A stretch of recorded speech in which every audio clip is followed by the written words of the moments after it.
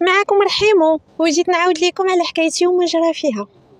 ايوا حكايتي غادا تبدا من عند ميمتي، حيت حكايتي عندها علاقه بالقصه ديال ميمتي فاش كانت في السن ديال 16 عام كانت عايشه في دارهم بخير، ما ناقصه حتى شي خير.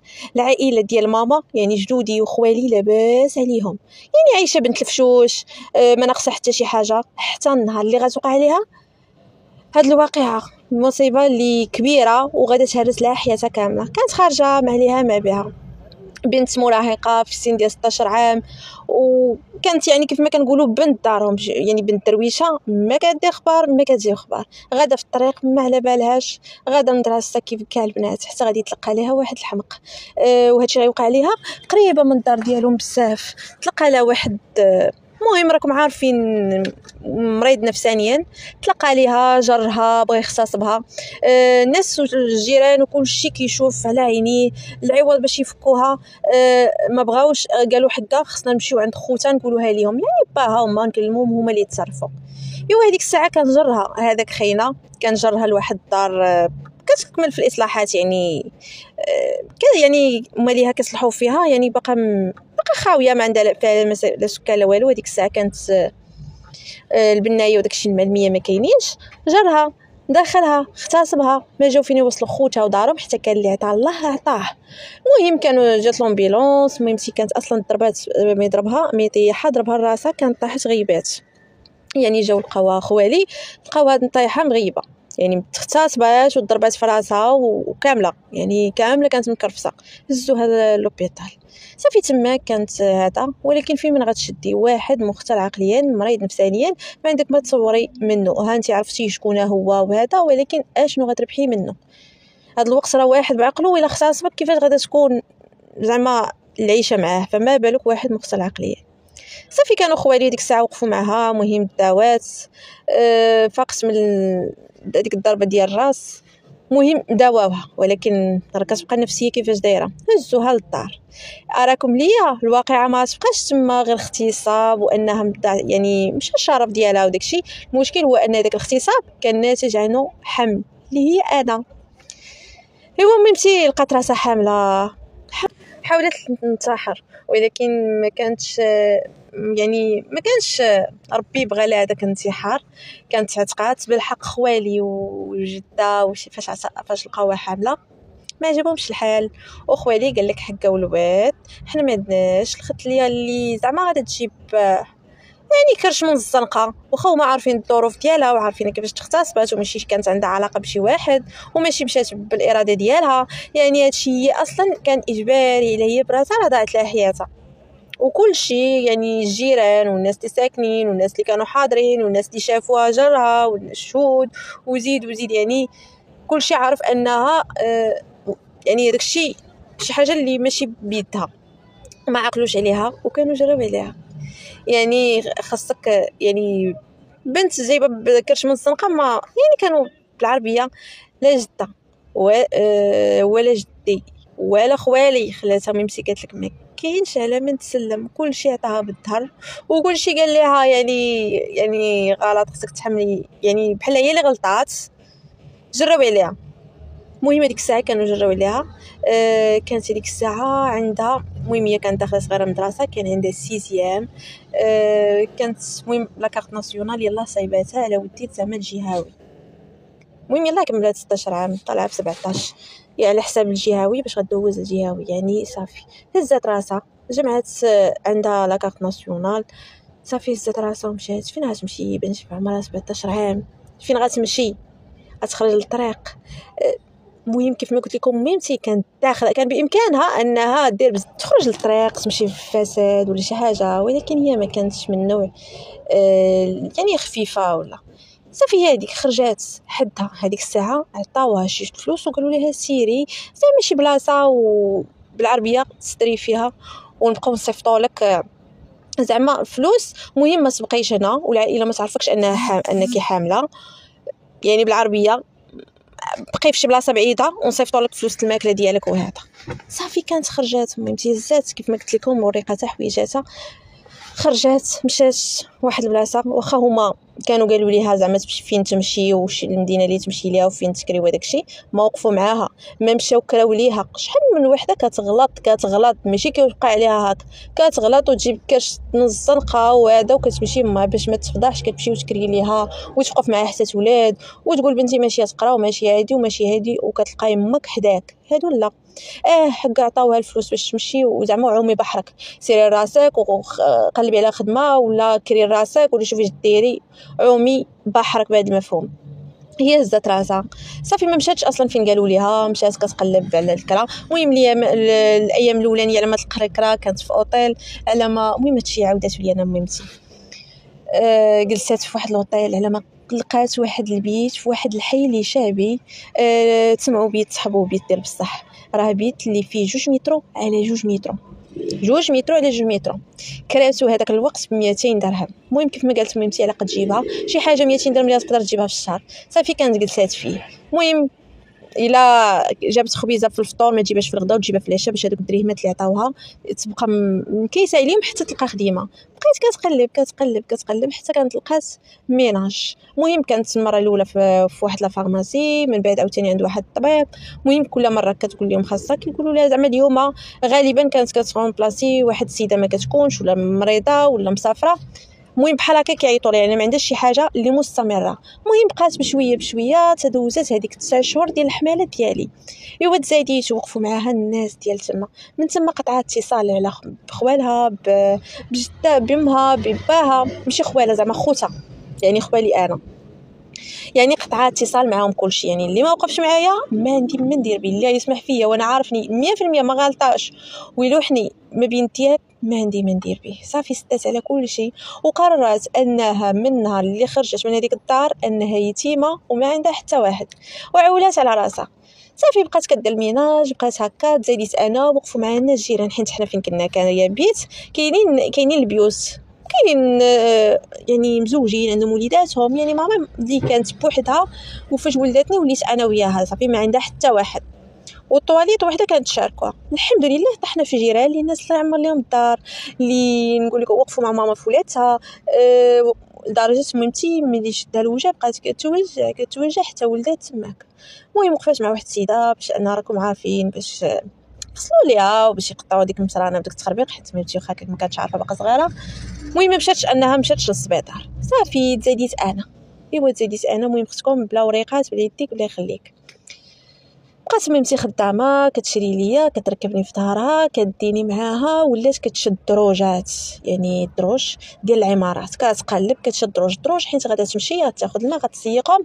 يعني تقدر تركبني اما في فارماسيان ولا هذا ما بغاوش ان ميمتي تبقى مركبه تجي معاها يعني التربيه في ظهرها يعني لا. المهم في الدروج يعني مولي العماره كتفهم كتسيق الدروج ملي كتسالي كيخلصوا كتجي في حالاتها النهار بنهارو. وبدات كتقلب كل نهار مثلا جفات الدروج كتقلب كدور كيبقى لها الوقت كتقلب حتى ولات كتعرف على بزاف د العمارات. وشحال من مره كتقول لها الدار ما الدار، كتقول انا عندي التربيه ما نقدرش نجي للدار كتبغي مسؤوليه ندير تجيبي معاك يعني بنتك.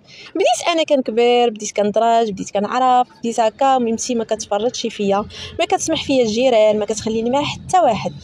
انا المده ما بين انني تزاديت حتى لقيت لي غندخل الحضانه ميمتي كانت حاضنه عليا ديال بصح ديني معاها الخدمه اللي ما مثلا شي دروج اللي كتفرض عليها ان ما تكونش انا ما كنمشيش ليها، وغالبا الدروج ما كتلقاش فيهم مشاكل كديني معاها.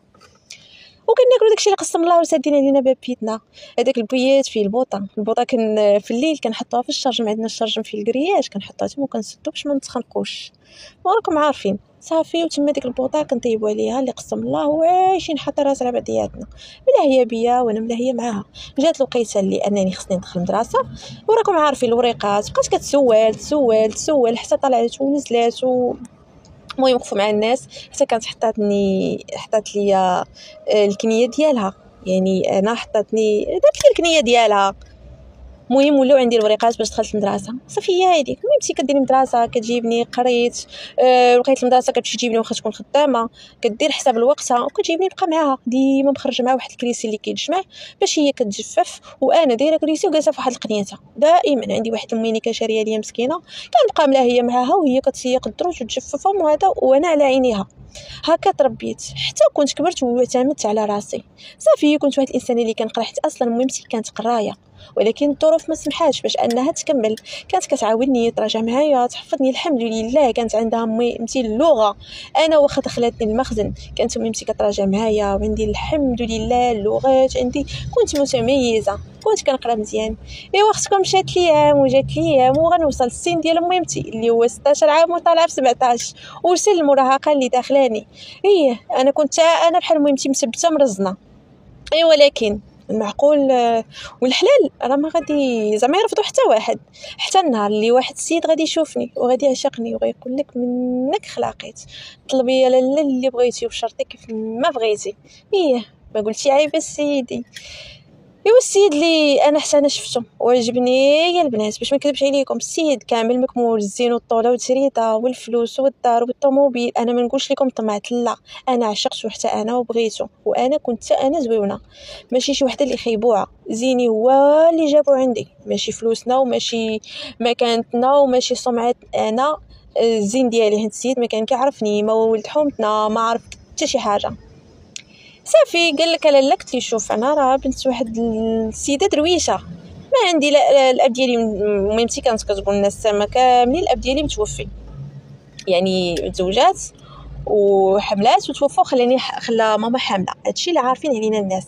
تخيلوا معايا راه سنين وحنا يعني انا نقول 17 عام بحال هكا، 17 عام تقريبا حنا في هذاك البيت.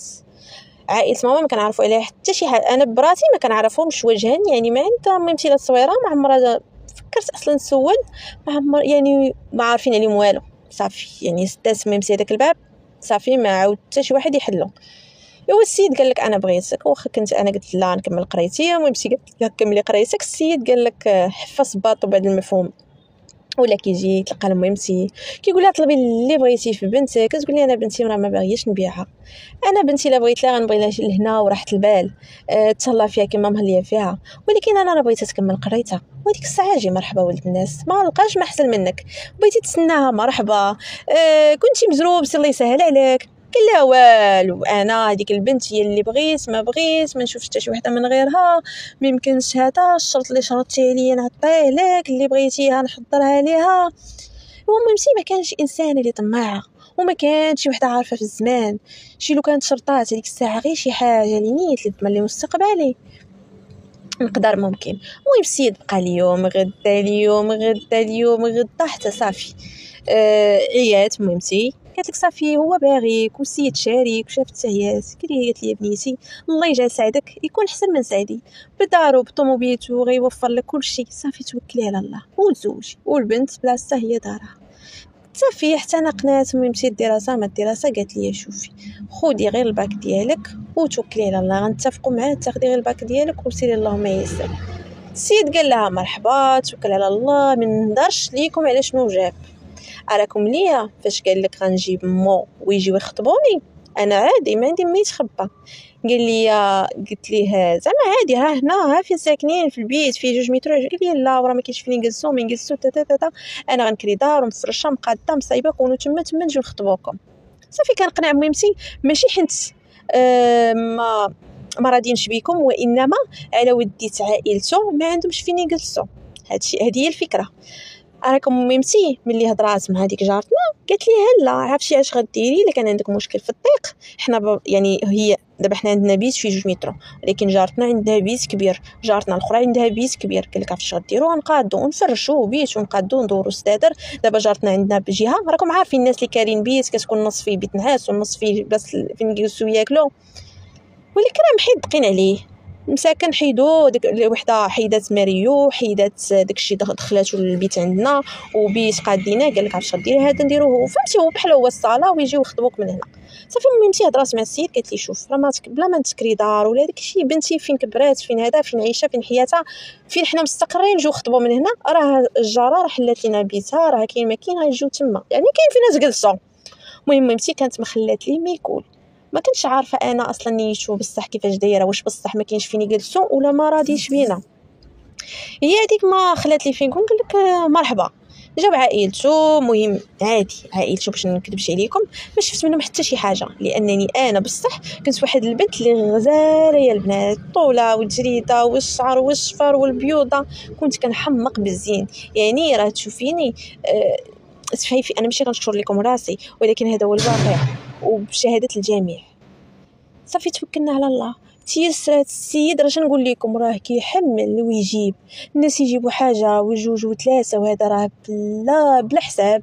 كلينا حنايا وجاراتنا وكل شيء كلا، والشراب الكبير والصغير والشاط. السيد كبر بيا تكبيره النفس، ما خلى ما جاب ليا، المهم بالعربيه ما خلاش ليا علاش ندوي. اتفقنا على اساس اون فوا تعلق الريزلطه ديال الباك، اون فوا من موراها غادي تكون العراسيه وضرب سطاق وكل شيء. صافي اتفق انه هو غيتكلف بكل شيء، وهو اللي غادي عرس واحد غادي يديرو، حيت انا وماما قلنا لي ما عندنا حتى شي حل في العائله، وما كاين لا من نعرضو من غير جاراتنا اللي ساكنين معانا، يعني هما وبناتهم وهذاك الشيء. صافي كاع عندنا طبله واحده، يعني ماكسيموم طبله ديالنا ما عندناش. قال لك صافي هو غادي يدير العرس وصافي حنا هذيك الطبله معاهم وصافي. يعني انا في دارنا ما عندي حتى شي عرس ديالهم، غنعرض انا على جارتي ومريضنا ما عنده باس، ما عندي صحابات، ما عندي حتى حاجه. ايوا توكلنا على الله وتيسرات الامور. دار عراسيه اللي كنحضر فيها غير شكون بحكم هما عائلتهم كانت كبيره وعندهم بزاف العلاقات وخواتاتهم زوجات وخوتو ونساب راكم عارفين. توكلنا على الله، تيسرات الامور. السيد فرح بيا، كبر بيا، كيحماق ويتسطى عليا، داني لدارو، الدار اللي كانت قد الخلا، الدار اللي كانت غزاله ومفرشه، خاصها غير ليلات العيالات. كان كيقول لي غير طلبي وغير امري واللي بغيتيها تحضر لك. كانت في السماء نهبطها، كانت في الارض نطلعها. المهم السيد ما مخليش لي علاش نهضر، كنت عايشه كيف الاميره. ايوا عادي، حياه ورديه، ميمتي راها عادي حياتها، كيروف عليها مره ولكن هي عزت النفس ديالها، باقا خدامه في الميناج. واخا ميمتي راه ولدتني وهي باقا صغيره وباقا لدابا صغيره، ولكن فكره الزواج حيداها مسكينه من بالها. كتقول لك بنتي الله يجعل البركه، واخا كان شحال من واحد قدم ليها الزواج وكانت هي رفضات. داكشي علاش ميمتي احتفظت براسها ليا وبقات خدامه على راسها وساده عليها هذاك البيت، داخله سوق راسها. تسولي اللي تسولي ما كاينش اللي نعس في ميمتي بشي كلمه ديال ناقصه ولا داك كلشي. كيقول لك هذيك الانسانه الله يعمر لها الدار، انسانه اللي حاضنه على بنيتها وداخله سقراتها، ما كيوصل المغرب حتى كتدخل وتسد على بابها، ما كتلقاوهاش في نصاصات الليل كتخارجه. مهم انسانه داخله سقراتها، صافي عايشه بخير. ايوا حملتي بسلام، غيتات عندي وليد من موراها. الوليد شنقول لكم عنده تقريبا شي شهرين، غلقى راسي حامله للمره الثانيه، الحماله اللي ما ضاربه ليها حساب. راكم عارفين الاغلاط اللي كتوقع مورا الحماله. واش غندير؟ ما عندي ما ندير، كتبها ليا سيدي ربي، وهو اللي عطاني الحماله الثانيه. رضيت بحكم الله ودوزت الحماله الثانيه، وزات عندي بنيته، ولا عندي بحال توأم. كنربي في جوج وليدات، الوليد والبنيه. هي من ناحيه الماديات كلشي موفر، كلشي كاين. واش نقول لكم؟ ايوا منين نبدا لكم؟ الراجل من مورا فاش بديت انا اصلا فاش مشيت تزوجت راجلي وضيعت العقد وداكشي، بديت كنعاود ليه على حياتي، ماشي حياتي لا حياه ميمتي، كيفاش خرجت وشنو وقع ليها وكيفاش وقع لها الاغتصاب. وما خليتش ليه هذيك الفكره تاع الاب ديالي توفى، لا، عرف ان الاب ديالي راه مختل عقليا، مريض نفسانيا، اغتصب ميمتي. هذاك الاغتصاب نتج ليه حمل، وانا وخوالي جراو عليها. عرفتي شنو البنات اكبر غلط درتو في حياتي؟ هو انني عاودت ترم ميمتي لراجلي. انا ما على باليش. السيد كيقول لي وانا باباك، انا اخوك، انا كل شيء في حياتك، خويا ليا قلبك اللي بغيتي تعاوديه. انا كنعاود، والسيد كيتصنت ليا وعطيني ودني ما كيعاتبش. ايوا انا ما عارفاش راسي كنت كندير الغلط بالغلط. اكبر حاجه هي انسان يعاود تصريرو وشي حوايج الماضي للزوج، حاجه اللي ما كتقالش. انا على نيتي راجلي تشاركت انا وياه الدم والوليدات، الله يجعل البركه. يعني نعاود ليه كلشي، ما كنتش عارفه شنو غيوقع. السيد ولا ملي ولدنا الوليدات وملي هذا بداو كيوقعوا نقاشات.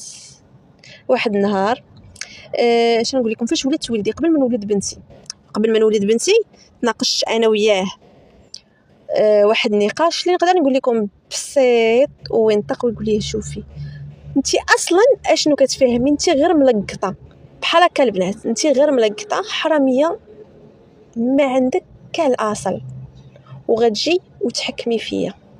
انا البنات ما عرفت، كنت شي حاجه بسيطه هضرت معها عليها، عرفتوا فاش سمعت هاد الكلام ما كنتش هضرت، كانت هاد الكلام ربما فيقني، ربما قال لي رحيمو فيقي، عندك يسحب لك زوجك قرة عينك راه في كتافك وراه سندك. لا راكي غالطه، الراجل كيبقى راجل وما خصكش تثقي فيه بصفه عامه. يعني ماشي كلشي من مكان ديال الثقه. يعني بحال فيقني بهاد الكلمه ما جاوبتوش، اش غنقول ليه؟ هو راه داكشي اللي قالو رانا اللي قلتو ليه. صافي كنسكت وبقى فيا الحال لدرجه بكيت ما جاوبتوش. عرفتي شنو يقول لك راجلك؟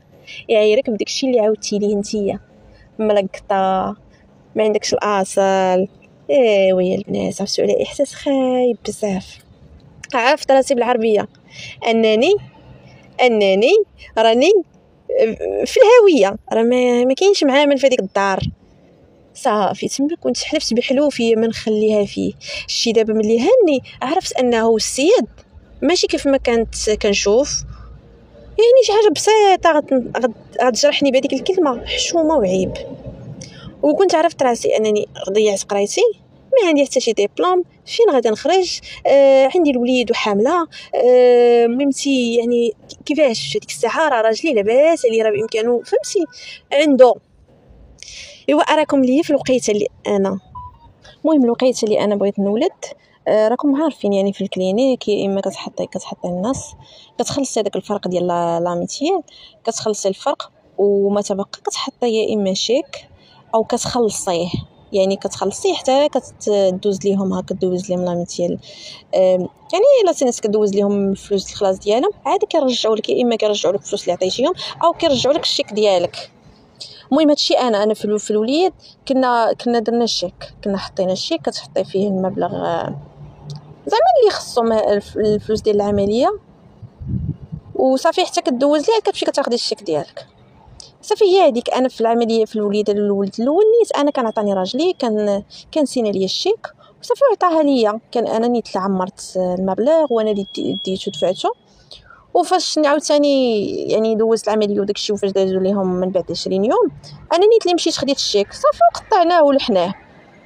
انا السيد فاش دار معايا داك البلان عرفت راسي بالعربيه خاصني ندير علاش نرجع، خاصني نعرف راسي من رجليا، ما نخرجش كيف ما كنقولوا بالله من هذا الزواج كامله. وان الراجل اللي يعيرك بحال هكا بماضي اللي ما عندك فيه انت حتى شي ذنب، وماما هي كلها وما غلطاش، يعني شي حاجه اللي ربي قدرها عليها. وانا غلط اللي درت انني عاودت ليه الراجلي، شي حاجه بعيده عليا ما كانش خصني نعاود عليه. يعني يعني يهضر معايا فيه ويعيرني فيه يعني شي حاجه ناقصه، يعني ما هياش. واخا من بعد قال لي لا وسمحي لي وانا ما قصاتش، ولكن اون فوا كتخرج على الفم صافي ما يعني ننتظري منه اي حاجه، وان ننتظري منه ان عاوتاني ملي غادي يبغي لي كانتو راه السيد يقول فيك ما بغى. يعني العربيه شوف الانسان اللي ما كيحترمش شي حد صافي، يعني قلت لك احترم راسك يحترموك الناس، هو اللي قلب عليا واللي جبدني. في الولاده الثانيه فاش بغى يعطيني هذيك الشيك نفس كيف ما درنا في الاول صافي سينا فيه عطاني حتى علاقتنا، يعني فاش قلت لكم وقع هذاك المشاكل صافي السيد فاش انه هذا صافي، ولكن رجعت عاوده وطلب مني السماحه ومريضنا ما عنده باس، غير هي انا وليت دايره اتونسيون وخصني ندير احتياطاتي ما نبقاش غير حاله فمي كالطبعه. صافي هزيت هذاك الشيك، هزيت الشيك سينا ليا انا، يعني انا اللي كيخلي ليا زعما كتبي المبلغ. شوفي في الكلينيك شحال العمليه وغتكتبي المبلغ. انا في العمليه الثانيه حيت كان عندي توأم، كانوا عندي جوج بنيتات وبنيته وحده توفات وبنيته عاشت، زعما قال لي ها انت المبلغ تشوفي فيهم العمليه. صافي انا ما كنتش عمرت فلوس ديال العمليه بمره، كنت شديت هذاك الشيك عمرت فيه المبلغ اللي انا كنت عمرت واحد المبلغ اللي معتبر مبلغ صحيح. انا اصلا عارفه هذاك المبلغ كاين في الكونت ديال راجلي. صافي عمرت مبلغ نيت واصلا دير بسيني في الشيك ديالو وكلشي صافي وخبيته لدوير الزمان. شديت انايا في هذا، كنت اصلا عندي شي فلوس خديت شي حاجه من عند ماما وكملت فلوس العمليه، حيت فاش كيكون عندك توأم المهم هادشي اللي داروا لي انا في الكلينيك كانوا قالوا لي خصك تخلصي مدوبل عندك توأم.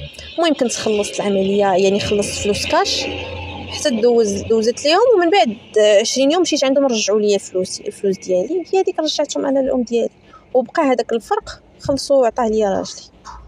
صافي دوزت عمليه، ولدت البنيه نيت قلت لكم وحيده عاشت ووحيده توفات، ولي عندي وليد والبنيه. هذاك الشيء خبيته لدوير الزمان، حتى شي حد ما ساق لي الخبار. ميمتي هي الاخرى ما فخبارهاش، غبرت الباب الشقف وبقيت. المهم بحال كنت صافي بحال عايشه مع راجلي ودايره اتونسيون. عايشه عرفتي راه اصعب حاجه هي هذه، تعيشي مع راجل بات وليداتك ودير اتونسيون منه، شي حاجه اللي قاصحه. صافي بقيت هكاك، الوليد بدا يكبر خصو مدرسه. صافي دخلوه لواحد المدرسه. هذيك المدرسه كانت ترونسبور. المهم كان كيمشي وكيجي. البنيه راه كانت ديك الساعه المهم تقريبا غتجي بيناتهم هذيك عام. يعني الوليد دخل والبنيه باقا معايا في الدار. صافي الوليد كان دخلناه المدرسه كيجي في ترونسبور كان وقع ليه مشكل، كانت تضرب طاح وعلى راسو. المهم ما كانتش مراقبه في الترونسبور. ايوا قررت اشنو غندير انا وياه. قلت لها باش غدير غنحولو من هذيك المدرسه نديه مدرسه قريبه ليا، نبقى نديه ونجيبو برجلي. يعني ولدي نحيد لي ترونسبور، يعني نديه ونجيبو بيدي باش انا اللهم راكم عارفين ترونسبور ما كاينش مراقبه ودابزو، اللهم نديه ونجيبو انايا بيدي. صافي هي هذيك. فاش كتبغي دير انتقال الوليد من مدرسه لمدرسه كيقول لك خاص يكون الاب ديالو. الا ما كانش الاب ديالو حيت ممنوع الام دير انتقال لوليداتها. كنظن هذا القانون معروف عندنا في المغرب كامل. ما عرفتش دابا حاليا في 2025 واش تبدل. انا كندوي لك على قبل، حيت انا ممنوع انني ندير انتقال لولدي من المدرسه لمدرسه. ايوا شنو غنديروا؟ الاب ديال راجلي كان خدام، قال لي ما عندوش الوقت. قال لي عرفتي اش غديري؟ قال لي الا بغيتي انت اللي ديريه ليه انتقال خاص راجلك يدير لك وكاله باش نتيا اللي توليه الامور هكا اللي كتعلق بوليدات مدرسه، فهمتي اي حاجه يعني غيحتاجوا مثلا الوليدات كيطلبوا الولي الامر تكوني نتيا عندك وكاله، يعني راجلك يديرها لك. جيت قلت لها راجلك لي صافي ايوا شنو خصك تمشي عند كاتب عمومي تتفقي معاه على هذيك الوكاله يصايبها لك، ومن بعد ايغاليزيها الراجل اللي يمشي ايغاليزيها في المقاطعه باللي غادي يدير ليا وكاله. ايوا تما وانا طايح ليا عاوتاني واحد الفكره باش يلا نقاد اموري ديال هذاك الشيك. حيت فاش كتبغي مثلا داك الشيك كتمشي للبنكه وتبغي تخرجي ضروري البنكه كتعيط لصاحب الحساب كتقول ليه راه الكونت ديالك راه غادي يخرج منه قد وقد وقد، يعني هذا يعني يا اما يعطيهم يا اما كيحبس. المهم هذاك الشيء انا هذيك الساعه اللي كنت عارفه شديت هذيك الوكاله قلت انا راجلي اش نقول لكم لاباس عليه ولكن راه قريتو على قدو، يعني ما كيفهمش اصلا خدمته ما كتطلبش قرايه. بعض المرات راه كيقول لك الا كانت عندك السنطيحه وكان عندك العائله وكان عندك العاقه راه كدير بلاصتك، يعني كدير بلاصتك في المجتمع. المهم راجلي انا كان فرونسي عنده شويه ناقصه، مشيت عند هذيك كاتب العموم قلت لي شوف غدير لي واحد الوكاله. المهم غادي تصايبها راه راجلي عطاني هذا سميتو لا كارت ناسيونال ديالو ديالي، غنمشي على اساس غادي نقاد ديك الوكاله وصافي نجيبها ليه. هو غادي يمشي غير ايغاليزيها مع راجلي شويه معيكيز باش يمشي راسو يعني كاتب عمومي. هذاك الكاتب عمومي كيعرفو عيط لي في التليفون قال لي شوف راه غتجي عندك مولا الدار قاد لها عفاك الوكاله اللي غادا تقول ليك. ما شرحش ليه، قال لي قاد لها هذاك الشيء اللي غتقول لك وعطيه لها، يعني راه زعما راني غنصيفط معاها لا كارت ناسيونال ديالي وديالها والوكاله انا اللي بغيت نديروها ليها باش هي اللي تنوب عليا في داكشي ديال الادارات وهكا بحال هكا. شرح لي في التليفون قال لي صافي ولا عليك. انا فاش مشيت عنده درت هذاكشي اللي بكلامو. قال لي شنو بغيتي ديري في الوكاله بالضبط، شنو بغيتو فيها؟ قلت ليه انت راه بغيت في الادارات هكا في المدرسه الا مشيت زعما كانت شي حاجه كتعلق بالوليدات انتقال ولا المهم اي حاجه اللي خصو يكون انا اللي نوب عليه بحال هكا في اداره في بنكه شي حاجه في الكونت شي حاجه بحال هكا شي شيك شي حاجه انا فهمتي. يعني درت لي الادارات بصفه عامه اللي ما فيها بونوك ما فيها يعني الكونت ديالو ما فيها يعني اي حاجه كتعلق بحسابه بعدا انا نقدر نوب عليه وندير اي حاجه، يعني وكاله كتخص هاد الامور. صايبها ليا قديتها وشرطت عليه بالفرنسيه. قلت لي بحكم ان فهمتي بزاف الحوايج طالبين ليا وكاله بالفرنسيه انا يا ربي تسمح لي غير كذبت. صافي هذيك صايبها ليا السيد قديتها قال لي هانتي ها البلاصه لا سيناتور ديالك لا سيناتور ديال الزوج ديالك ويديها راجلك يديها ايغاليزيها.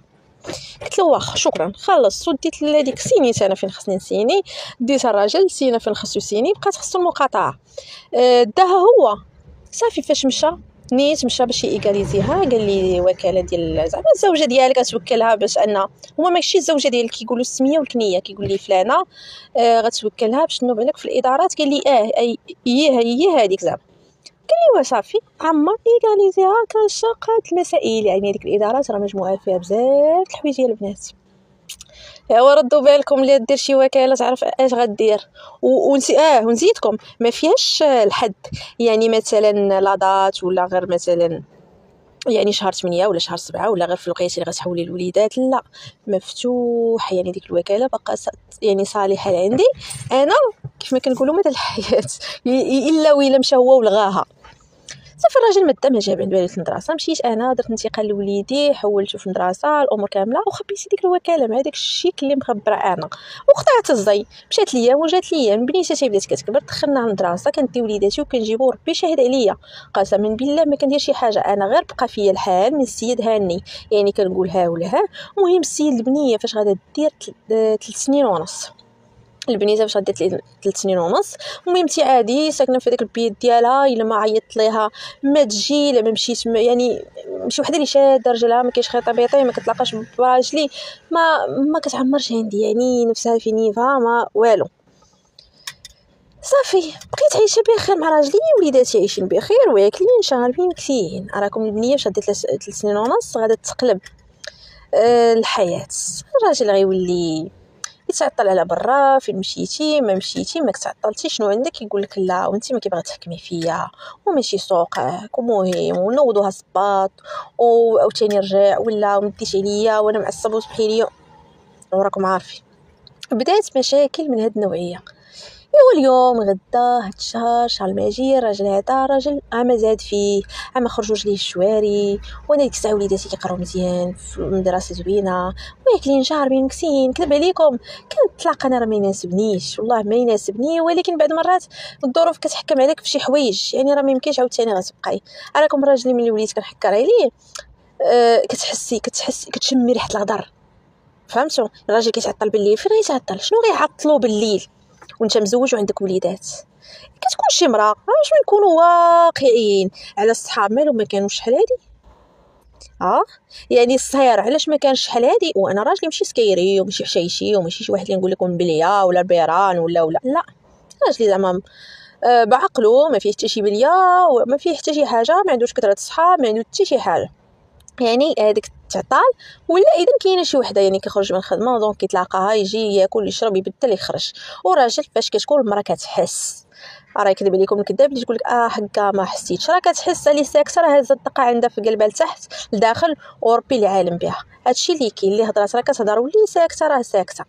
انا ما كانتش نفسي انا نكذبش عليكم، كانت الغيره عمياني. فكره مراه وحده اخرى في حياتنا ما كانتش كتعجبني، ما كيعجبنيش الراجل كيجي ما هواش نوض صباط يدور فيا، ونفس الموال كنتهان بيه.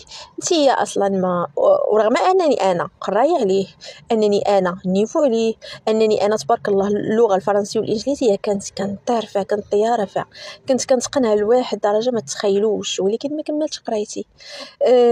راجلي دخل المجال ديال العمل ديالو بسنطيحه وصافي، وباك صاحبي المهم دير بلاصتو ماشي حيت قراي، هو القرايه لا علاقه الفرنسي اللغات بصفه عامه لا علاقه فيها، ما كيفهمهاش ولا كيسبني وانتي كتفهمي وانتي راكي ما عارفاش وانتي قليت الاصل وانتي واكثر حاجه هو انك انتي ملقطه وما عندكش الاصل ومجروقه، وكان فيك الخير كره مجالسه مع عائلتها، كان فيك الخير كره هزك خوالك، كان فيكم الخير كره هادي ما يسمحوش كره كانت امك دايره شي حاجه ما يمكنش عائلتي يلوحوها بهذا الشكل، كره دايره كره فاعله وانتي بحال امك طاق ولات المعيار فيا اكثر في امي اكثر من فيا، وانا هادشي ما عجبنيش. بقينا اليوم غدا اليوم غدا اليوم غدا الصباط حتى النهار الراجل اللي غيتجرأ وغيبدا يهز لي يديه، اختكم صابره صابره صابره بدا كيهز لي يديه، ومالكش بغيتي تكوني في ملك الدنيا، هي اللي عارفه ما عندك خوك ما عندك باك ما عندك خوالك ما عندك جدودك ما عندكش اصلا اتصاله، معلوم يمسح فيك يديه ورجليه، واحد لا شي يولي عنده الفلوس فقط، شي حاجه اخرى راه ما كايناش، وعنده المعارف. صافي قلبها سباط ولا كيضربني. عرفتوا شنو اليوم غدا وانا ميمتي ما كتساقش الخبار. شنقول ليها؟ ما كنعاودش ليها بتاتا كبيره ولا صغيره. انا عارفه راسي خصني نقوم براسي وغلط درت انني عاودت على الماضي ديال ميمتي، خاصني نتحمل مسؤوليته. صافي هي هذيك بقينا على ديك الحال. اليوم غدا يسلخني ونسكت، يسلخني ويسكت حتى النهار اللي غادي يسلخني واحد سلخه. شنقول لكم؟ سلخه ديال الكلاب حاشاكم. ما بقى فيا ما يتلبق. كنت اول حاجه تهرس من يدي، يعني الضرب اللي كان خلاني نتهرس من يدي. صافي خلاني هكاك مليوحه في الدار، والسيد خرج ما على بالوش، تزيز وتقاد وتريح وخرج بحال ما دار حتى شي حاجه. هزيت راسي، عرفتي شحال وانا كنت ناكل عصا؟ عرفتوا راه شي 7 شهور وانا كنتسلخ وساكته وصابره وسد عليا باب داري، وكنقول لا ما تشتتش من وليداتي، لا ونصبر، لا راجلي ما كانش هكا، لا وانا اللي غلطت، انا اللي عاودت ليه على الماضي ديالي، انا وما راضياش. طلاق كامل ديالي ما راضياش بيه. صافي هي هذيك، هزيت راسي مشيت للكوميساريه ديكلاريت بيه. صافي وانا راه شنقول لكم داكشي باين على وجهي. مشيت بعد السبيطار، داروا لي داك الهرس، عطوني شهاده طبيه اللي كانت مناخه البنات. صافي ديكلاريت بيه ورجعت لداري كأن شيئا لم يكن. السيد قرقبوا عليه. ايوا تما وراكم عارفين العنف من العنف، وماشي راه عنف ديال بصح، راه دقديقه يا البنات كنت واكله. صافي ملي تقرقبوا عليه عيط ليا. انا ديك الساعه هو ملي قرقبوا عليه كنت انا مشيت ودفعت هذاك الشيك. صافي مي دفع الشيك قالوا لي نعيطوا في الصوناولي، لقاو التليفون اوكيبي ما خدامش هذيك الساعه. كان هو اصلا كان في الكوميساريه. قلت لهم اصلا راه عطيني وكاله باش انني نوب بالنوبه لي وراجلي راه فهمتي في مشكل وعنده خصني ضروري ناخذ الفلوس. ما ناخذ الفلوس داكشي علاش عطاني انني انا اللي خصني ناخذ، وها هي وكاله لانني نوبه لي في البنك وفي اي حاجه. عطيتهم فاش عطيت للبنك هذيك الوكاله صافي كانوا عطاوني انايا الفلوس، دوزوا لي الفلوس خديتهم البنات كاش. هو داير مثلا في البنكه، هزيت انا الفلوس كاش. عرف شو فلوس؟ راه فلوس اللي باش ندير حسابي باش ناخذ بهم شقه ونشيط باش ندير شي حاجه. المهم انا عارفه الكونت ديالو في العاقه. هزيت هذوك فلوس من تماك ومشيت لاجونس، يعني بنكه واحده اخرى من غير هذيك، فتحت فيها حساب ديالي، حطيت هذاك الرزيق، ايوا قطعت الزي ونمشي عاود هذيهم. رجعت لداري تماك اش غندير ما ندير ورا في الكوميساريه. المهم جاو عيطوا تواصلوا داك التخربيق جاو مالك ما مالك. المهم عرفوا انني انا اللي درت بيد ديكلاراسيون، وإلا ما درتش ليه تنازل ما يقدرش يخرج وغادي يعني راه ماشي ساهل تشد مرتك ما تفاهمتوش سير طلقها من حقك عطاها حقوقها والله يعاوننا ويعاونك باش تشد ودك ما يمكنش. حنا ماشي في السايبين، ماشي عايشين في غابه. جاو دارهم سمحي لي بات ولادك واش تدخلي بات ولادك الحبس؟ قلت لا حاشا ولله تندخلوا للحبس بات ولادي وراجلي وتاج راسي علاش ندخلوا للحبس؟ بالحق يعني احترمني. انا راه ماشي راه انا بشر بحالي بحالو كنحس، ماشي ما كيلقى ما يدير يجي يمسح فيا رجلي ويدقدقني يبين عليا عضلاته. يعني كنظن الراجل هو اللي يبين عضلاته على راجل بحالو ماشي في مرق. واسمحي لي دابا وساعه الغضب والشيطان ولد الحرام ما ولد الحرام والعصاب وبنادم ما كيفكرش وما كيعرفش اش كيدير. ومهم كيبقاو يقراو عليا قلت لهم دابا واخا انا غندير ليه تنازل. صافي عطوني شويه الوقت وغنمشي ندير ليه تنازل واخا شوف حالاتهم. انا هذيك الساعه كنت قاديت اموري، مشيت عند واحد السمسار قلت له محتاجه دار في اقرب وقت. ماشي فلوس كامله حطيتها في الدار حتى الناس خصني نلقى من جبد. قلت لي خصني دار في اقرب وقت يعني دار نشريها، يعني ما كانش عندي اختيار ولا نختار دار كبيره زوينه صافي كنت لقيت دار فهمتي ولا نقيقيه وصافي. مهم على قد الفلوس اللي انا بغيت مش خديتها وراكم عارفين الاجراءات وباش تجيبي وباش تاخدي الساروت وطلع ونزل ودير القيامه. المهم انا كنت خديت الساروت، المهم ما تسنيتش الوراق حتى يخرجوا. خديت الساروت ديالها وهادشي كامل السيد باقي في الكوميساريه وباقي كيتسناو التنازل ديالي، وانا كنقول لهم اليوم غدا نقاد شي حاجه ومشي نقاد هذا راه فهمتي لا كارت وافيه ليا ما وافيه ليا انا هذا وغنمشي ندير ليه تنازل. صافي كنت قديت الغرض، خديت هذيك الدار قديتها وجيت البنات الدار اللي السيد شاريها هو فراش وكذوب على الله حرام فراش، وانا فاش تزوجت بيه كان مفرش ها مقاد ها مأتت ها ديالو. ولكن البنات انا شحال من عام وجلست مقايتي وفي الاخر يعني السيد صافي بالعربيه شبع مني سلام مني الله يعاوني يعاون. هادشي اللي فهمت. يعني الانسان اللي كتوصلي كل عندك جوج وليدات معاه ويمشي يقلب على واحده اخرى في الزنقه، شنو علاش يقلب؟ علاش انا نتبعو وندير لي خيانه؟ ما صافي ضربني سلخني غنمشي، راه كان بامكاني نتبعو وندير لي خيانه الزوجيه وفساد وزيد وزيد. المهم انا هذيك الساعه كنت يعني كان ميدقدقني، يعني انا كنت مدقدقه صافي استغليت ديك الفرصه مشيت. صافي ملي خديت هزيت داك الفراش كامل اللي في ديك الدار، ما خليتش هي البنات المعلقه ديال الاخرى، هزيتها حولتها للدار الجديده، حولت كلشي الفراش، بيت وليداتي بنتي، قضيت مسائل كامله، خليت الدار كتسطل. صافي مشيت هزيت ميمتي، ديتها ديك الدار. ميمتي مسكينه ما عارفه والو فين ندير من هاد الدار، شنو واقع، كيفاش، علاش، مالكي. حيت انا ملي تسلخت وما مشيتش عند ميمتي، هي مصدومه، مالكي في وجهك، مالكي في يدك. انا تخيلوا معايا راه يدي مهرسه والبنت جراها والولد معايا، ومهم وكندردف حيت عارفه راسي والله ما درت شي حاجه بيديا ما عنديش اللي يديرها ليا، وما يمكنش نتلاح الزنقه ونعيش هذيك المأساة اللي كانت عايشها مامتي. ماشي عليا انا، راه الحمد لله مولفه بها وقانعه، ولكن على وليداتي ما بغيتش يتكرفسوا بحالي. صافي هزيت ميمتي قلت لها الدار جلسي، هذه هي الدار فين غادي نستقروا انا وياك. قالت لي ميمتي لا من لا، يعني بنا مسكينه زعما الراجل. قلت لها شوفي دابا جلسي مع وليداتي نقضي امورهم ومن بعد نشرح لك ميمتي كلشي.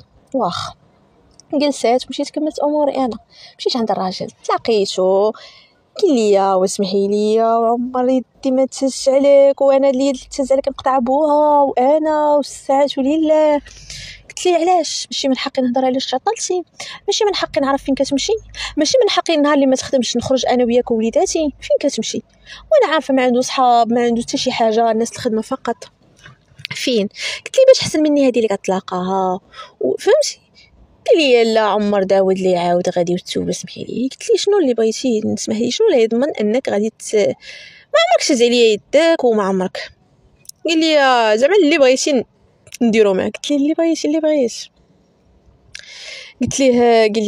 قلت لي شوف عرفتي الا كنت اللي بغيت غادي تطلقني وغادي تعطيني جميع الحقوق ديالي والنفقه ديال وليداتي دوز لي شهريا فقط. لا وانا ما نطلقكش وانا كنبغيك ما كان. قلت لي اسمعني نقول لك جوج كلمات. الراجل اللي كيبدا تيعايرك بشي حاجه اصلا انت ما عندك تدرب فيها وتعاير ميمتي اللي بعيد على كل البعد اللي واقيلا من نهار تزوجت انا لدابا غتشوف يعني الايام اللي شفتيها فيهم معدوده. فاش ولات ولدي وفاش ولات بنتي وفي الوقيته ديال العرس، اما الايامات الاخرى غالبا كنمشي لعندها ولا كتجي لعندي في الوقيته اللي ما كتكونش انت. عمرها زعجاتك، عمرها حرات عليك العيشه، عمرها شنو علاش جوج كلمات في امي وكلمه فيا انا علاش؟ ايوا ساعات الغضب ولسان ما فيه عظام وزيد معلوم على من الاهانه فيه راه فيا. قلت لي شوف صافي ربما حرارة العيشه بيناتنا، ولادك ها هما ولادك، ما بغيتيهم خذوا، ما بغيتيهمش ما نربيهم صرف عليهم هزهم تلاقاهم وقت ما بغيتي هزهم وقت ما بغيتي دير وقت ما بغيتي هضر معاهم ما بغيتي، ما كاينش اللي يحيدهم لك. انا صراحه ما تخاش وليداتي، ولكن قلت لي حتى انا عارفه راسي راجلي ما غاديش يشد ولادو وحتى شي مرا ما غتقبل تشد وليدات ماشي ولادها. صافي قلت لي بغيتي ندير لك تلازم وترفع الدعوه ديال الطلاق، تعطيني الحقوق ديالي وتعطيني الحقوق ديالي زعما نيت ونفقه وليداتي كل شهر. صافي عاد ندير لك التنازل. هذاك الشيء اللي دار حيت ما عندوش اختيار. صافي دفع الدعوه ديال الطلاق هو الامور ديال العيد محامي تكلف لي بالامور كامله، فلوس اللي غيعطيني حتى انا خرجت ليا. تخيلوا هو كانوا بقى تما راه كيخرجوا ليه مع يعني المده ديال انه شحال كيتشد، يعني الراجل اللي كيضرب مراته بالعنف الا ما سمحتش ليه راه كيكون عنده الحبس، يعني كيكون عنده واحد العقاب صارم. الحمد لله اللي عندنا الدوله فيها الحق والقانون، واخا بعض المرات كتكون هذا ولكن ما عندهم ما يخبيو. حيت كانت راه شنو راه مهرسني من يدي ووجهي وتشوهات وحالتي حاله في لحمي. المهم كان داكشي باين واضح. صافي السيد عطاني داكشي طلقني، درت ليه انا خرج للتنازل، خرج في حالاته مشى لدارو غيلقى الدنيا كتسطل عيط ليا راه يموت هادشي ما هادشي في الفراش ما في الفراش. قلت ليه عادي شنو بغيتي نجلس انا وليداتي على الارض؟ ما عنديش انا باش نشري فراش واحد اخر جديد. هزيت هذاك الفراش، فين غادي نجلس وليداتي مولفين فراشهم وفراش دارهم. خليت لك دارك. قال لي اش كتخربقي؟ ما كتخربقي. قال لي فراش من الفراش عاد غيصرى معاه القضيه ديال الكونت ديال الفلوس. ملي غيسيق الخبار ديال الفلوس قال لي ضحكتي عليا، سرعت نصابه، شفاره مش شفاره. قلت لي اسمح لي انا ما خديت حتى شي حاجه. الدار لوليداتك اللي هما ولادك من صلبك، الدار ديالهم، والفلوس هذاك الفلوس خديت بهم الدار ليهم، والفراش هزيتو من الدار صافي. والمخير في عودك عامولي السلطان سرجيه. هادشي اللي كاين. ايوا السيد عرباط والله ما نخليها فيك، والله تندير لك تنفعل لك هذا تنحرمك من ولادك. قلت لي ولادي وازهم واقد بيهم، اصلا انا راه باقا قاد عليهم ما عندي جهد ليهم. عرفتو كنت انا ما كنخرج الكلام راه كنحط هجر على قلبي، حتى انا ولادي راه متعلقه بهم واحد الدرجه ما تصوروش هما حياتي، ولكن حتى انا عارفه ما عنده ما يدير بهم. راه كيقول لك كنبين لي انني راه ما عنديش غرامه المشكل باش ما يبقاش داير لي ديك العرقله ديال ولادك نديك نحرمك.